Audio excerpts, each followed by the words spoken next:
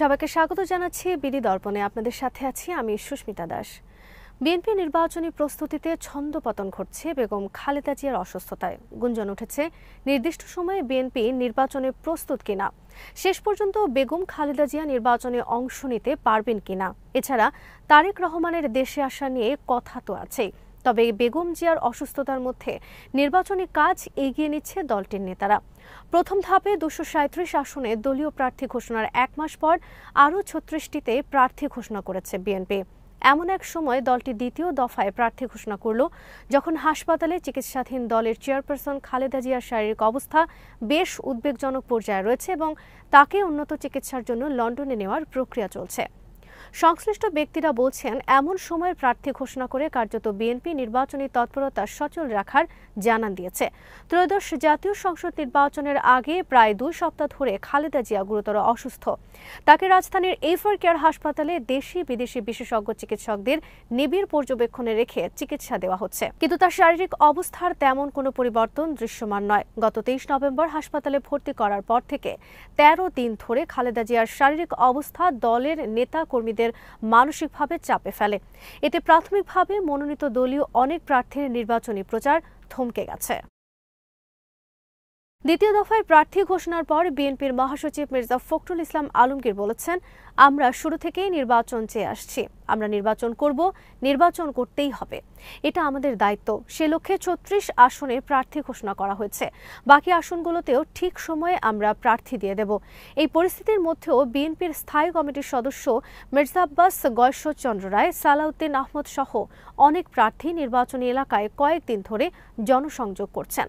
মির্জা আব্বাস ঢাকা 8 আসনের সিদ্ধেশ্বরী, ইস্কাটন ও শাহজাহানপুর এলাকায়, গয়েশ্বর রায় ঢাকা 3 আসনের চুনুকুটিয়া, তেঘরিয়া ও জিঞ্জিরিয়ায়, ইশাক হোসেন ঢাকা 6 আসনের ধূপখোলা, গোপীবাগ ও সূত্রাপুরের কলতা বাজারে জনসংযোগ করেন।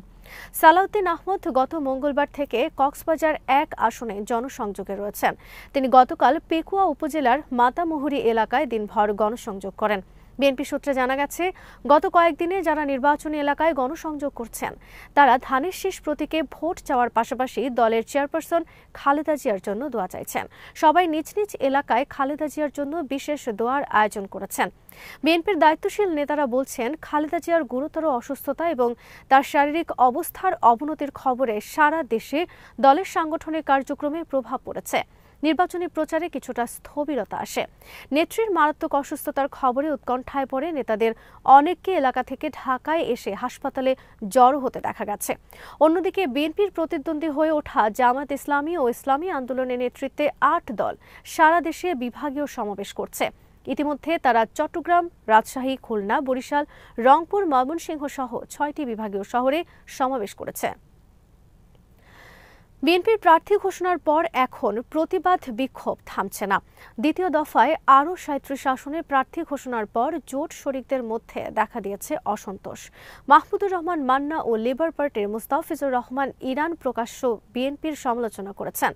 প্রথম দফায় 3 নভেম্বর 237 আসনে প্রার্থী ঘোষণা করেছিল বিএনপি, তবে একদিনের মাথায় মাদারীপুর 1 আসনের প্রার্থীর মনোনয়ন স্থগিত করে। দ্বিতীয় ধাপে এই আসন সহ 36টি আসনে প্রার্থী ঘোষণা করে দলটি।